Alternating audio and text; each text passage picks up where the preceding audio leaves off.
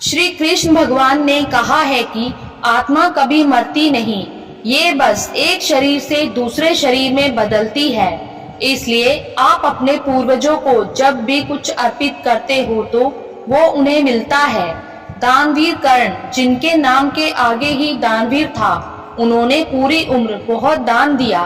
जो भी उनसे कुछ मांगता वो उसे जरूर मिलता। कर्ण जब परलोक गए तो वहां उन्हें वो कुछ दोगुना दिया गया जो कि उन्होंने दान दिया था, लेकिन वो सब हीरे जवाहरात और सोना चांदी थे। कर्ण को खाने को कुछ नहीं मिला क्योंकि उन्होंने कभी भोजन दान नहीं किया था। कर्ण भूख से व्याकुल हो गए। अंत में यमराज जी की विनती करके धरती पर जाकर फिर से दान करने की आज्ञा मांगी। यमराज ने कर्ण को 14 दिनों का वक्त दिया। कर्ण ने धरती पर आकर जमकर भोजन दान किया और श्राद्ध किया। जब कर्ण परलोक वापस आया तो उसके पास खाना पहुंच चुका था। इसलिए हिंदुओं में भोजन दान करना बहुत शुभ माना गया है। श्राद्धों के दौरान तो गरीबों को भोजन खिलाना ही चाहिए। इसके जरिए हमारे पूर्वजों को सीधे ये पहुंच जाता है। कहा जाता है कि इन दिनों यमराज की आज्ञा से आत्माएं जमीन पर आती हैं और अपने वंश की ओर से अर्पित किए गए भोजन का भोग करती हैं। अन्य पौराणिक कथा।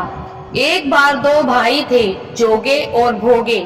जोगे अमीर था और भोगे गरीब। एक बार श्राद्ध का वक्त था तो अमीर भाई की पत्नी ने उसे श्राद्ध करने को कहा, लेकिन वो इसे व्यर्थ की बात मानकर टालता रहा। ऐसा करने पर अमीर भाई की पत्नी ने सोचा, अगर श्राद्ध नहीं किया तो लोग बातें बनाएंगे। इसके लिए ऐसा करती हूँ कि अपने मायके वालों को दावत पर बुलाकर अपनी शान दिखाऊंगी।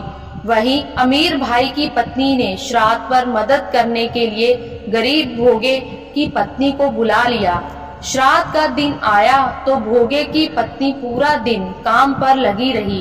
पूर्वजों के लिए खाना बनाया, लेकिन जैसे ही उनके पूर्वज खाने आए तो क्या देखा कि वहां पर तो अमीर भाई के ससुराल वाले खा रहे हैं। पितृ निराश हो गए तो वो गरीब भोगे के घर गए तो वहां क्या देखा कि पितरों के नाम पर अग्यारी दी हुई है। पितरों ने उसकी राख चाटी और भूखे ही चले गए। सबने आपस में बात की और कहा कि अगर भोगे अमीर होता तो उन्हें भूखा नहीं रहना पड़ता। पितरों को उस पर दया आई और उन्होंने कहा कि भोगे के घर धन आ जाए। शाम हो गई। गरीब भोगे के बच्चे खाना मांगने लगे, लेकिन उनके घर में कुछ नहीं था। भोगे की पत्नी ने बच्चों को टालने के लिए झूठ ही कह दिया कि बाहर होदी के नीचे खाने को रखा है, जाके खा लो। बच्चे जब वहां गए तो देखा कि होदी मोहरों से भरी हुई है। दौड़े दौड़े बच्चे माँ के पास पहुँचे और सारी बात बताई। भोगे भी अब धनी हो गया।